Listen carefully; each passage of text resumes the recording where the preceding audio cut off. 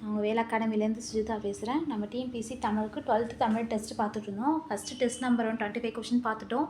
இது test number 2. இது 12th தமிழில் லெசன் 1ல் பாரதியார் கடிதங்கள்லேருந்து புக் பேக் பின்னாடி இருக்க மொழியோடு விளையாடு, அதுக்கப்புறம் கலைச்சொற்கள் அது வரலையும் வரும். அதுலேருந்து 25 கொஷின் முக்கியமான கொஷின் கொடுத்துருக்கேன். வாங்க வீடியோக்குள்ளே போகலாம். வம்சமணி தீபிகை என்ற நூல் வெளியிட்ட ஆண்டு என்ன? Question number 1. வம்சமணி தீபிகை என்ற நூல் வெளியிட்ட ஆண்டு என்ன? இதுக்கான ஆன்சர் ஆப்ஷன் 1879. ஓகேவா, நோட் பண்ணி வச்சிங்க. ரெண்டாவது கேள்வி, பாரதி கடிதங்கள் என்ற நூல் பதிப்பித்தவர் யார்? பாரதி கடிதங்கள் என்ற நூலை பதிப்பித்தவர் யார்? ரெண்டாவது கேள்வி, பாரதியின் கடிதங்கள் என்ற நூலை பதிப்பித்தவர் யார்? ரா பத்மநாபன். வரும். ஓகேவா, ரா பத்மநாபன். மூணாவது கேள்வி, உயிர்மெய் எழுத்துக்கள் மொத்தம் எத்தனை? இது எல்லாருக்கும் தெரியும். ஆப்ஷன் மூணாவது கேள்வி, உயிர்மெய் எழுத்துக்கள் மொத்தம் எத்தனை? 216. நாலாவது கேள்வி, வல்லின மெய்யோடு முடியும் சொற்கள் டேஸ் சொல்லன்று. நல்லா நோட் பண்ணிங்க. வல்லின மெய்யோடு முடியும் சொற்கள். வல்லின எழுத்துனா நான் கசட தவிர, அது அந்த மெய்யோடு முடிகிற இக்கு இச்சி அதுமாரி வர மெய்யோடு முடிகிற சொற்கள் டேஸ் சொல்லன்று.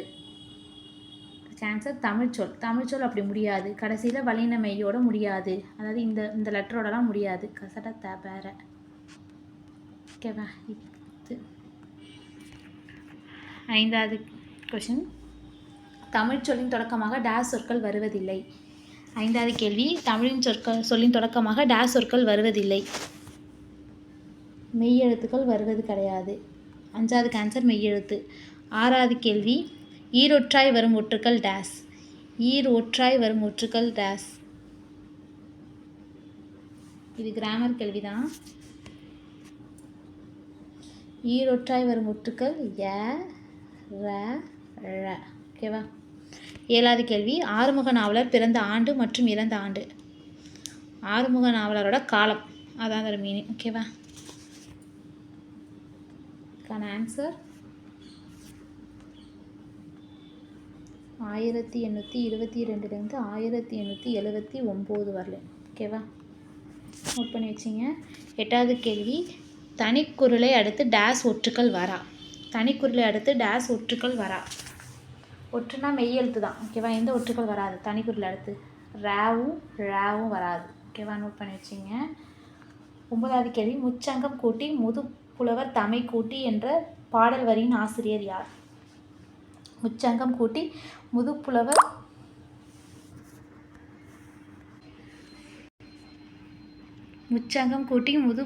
தமை கூட்டி என்ற பாடல் வரியின் ஆசிரியர் யார்? கண்ணதாசன். ஓகேவா, 9வதுக்கு ஆன்சர் கண்ணதாசன். ஓகேவா. 10வது கேள்வி, வசன நடை கைவந்த வள்ளலார் என அறியப்படுபவர் யார்? வசன நடை கைவந்த வள்ளலார் என அறியப்படுபவர் யார்? ஆப்ஷன் ஆறுமுக நாவலர். இது ரொம்ப முக்கியமான கேள்வி, நோட் பண்ணி வச்சுங்க. நிறைய தாட்டி ப்ரீவியஸ் இயர் கொஸ்டினில் கேட்டிருக்காங்க. 11வது கேள்வி, மொழி வரலாறு என்ற நூலின் ஆசிரியர் யார்? மொழி வரலாறு என்ற நூலின் ஆசிரியர் யார்? மு வரதராஜனார். ஓகேவா, வரதராஜனார். மூவன்னு சொல்லுவாங்க, ராஜனார். 12வது கேள்வி, திருவாவடுதுறை ஆதீனம் யாருக்கு நாவலர் என்ற பட்டத்தை வழங்கியது? திருவாவடுதுறை ஆதீனம் யாருக்கு நாவலர் என்ற பட்டத்தை வழங்கியது? ஆப்ஷன் ஆறுமுக நாவலர். ஆன்சர். ஓகேவா. 13வது கேள்வி, பிபிலோகிராஃபி என்ற சொல்லின் தமிழாக்கம். பிபிலோகிராஃபி என்ற சொல்லின் தமிழாக்கம். 13வது ஆன்சர் நூல் நிரல். நிரல். ஓகேவா. ஃபிக்ஷன் என்ற சொல்லின் தமிழாக்கம். 14வது கேள்வி. இது ப்ரீவியஸ் இயர் கொஸ்டினில் கேட்டிருக்காங்க. ஃபிக்ஷன் என்ற சொல்லின் தமிழாக்கம் புனைவு.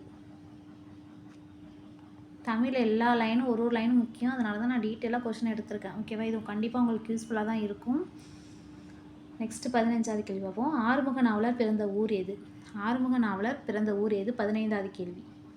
ஆறுமுக நாவலர் பிறந்த ஊர் யாழ்ப்பாண நல்லூர்.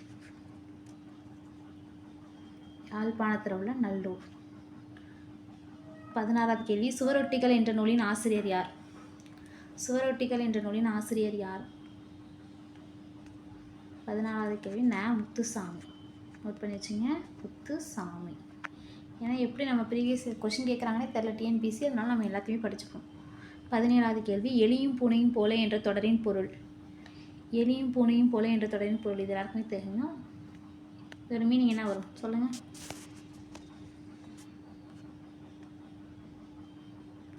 பகை. ஓகேவா. 18வது கேள்வி உள்ளங்கை நெல்லிக்கனி போல என்ற தொடரின் பொருள். உள்ளங்கை நெல்லிக்கனி போல என்ற தொடரின் பொருள் வெளிப்படை தன்மை. ஓகேவா, வெளிப்படை தன்மை. நெக்ஸ்ட்டு 19வது கேள்வி பார்ப்போம். திருக்குறள், பரிமேலழகர் உரை, சூடாமணி நிகண்டு, நன்னூல், சங்கர நமச்சிவாயர் விருதுரை போன்ற நூலை பதிப்பித்தவர் யார்? திருக்குறள், பரிமேலழகர் உரை, சூடாமணி நிகண்டு, நன்னூல், சங்கர நமச்சிவாயர் விருதுரை போன்ற நூலை பதிப்பித்தவர் யார்? ஆறுமுக நாவலர். ஃபஸ்ட் லெசனில் ஆறுமுக நாவலர் பற்றி ஒருத்தர் கொடுத்துருப்பாங்க, அவரோட டீட்டெயில்ஸ் பற்றி. அதுலேருந்து அந்த கேள்வி எடுத்திருக்கேன். மேனுஸ்கிரிப்ட். 20வது கேள்வி மேனுஸ்கிரிப்ட் என்ற சொல்லின் தமிழாக்கம். மேனுஸ்கிரிப்ட் என்ற சொல்லின் தமிழாக்கம். மேனுஸ்கிரிப்ட்னா கையெழுத்து பிரதி. ஓகேவா, இது எல்லாருக்கும் தெரிஞ்சது தான், இருந்தாலும் ஒரு ரிவிஷன் மாதிரி வச்சிங்களேன். 21வது கேள்வி சப்ஸ்கிரிப்ஷன் என்ற சொல்லின் தமிழாக்கம். சப்ஸ்கிரிப்ஷன் என்ற சொல்லின் தமிழாக்கம்.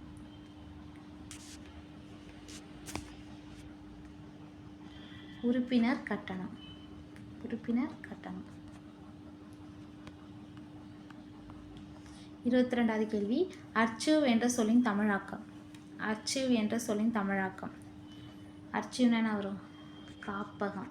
ஓகேவா. காட்டுவாத்து என்ற நூலின் ஆசிரியர் யார்? 23வது கேள்வி காட்டுவாத்து என்ற நூலின் ஆசிரியர் யார்? காட்டுவாத்து என்ற நூலின் ஆசிரியர் பிச்சமூர்த்தி.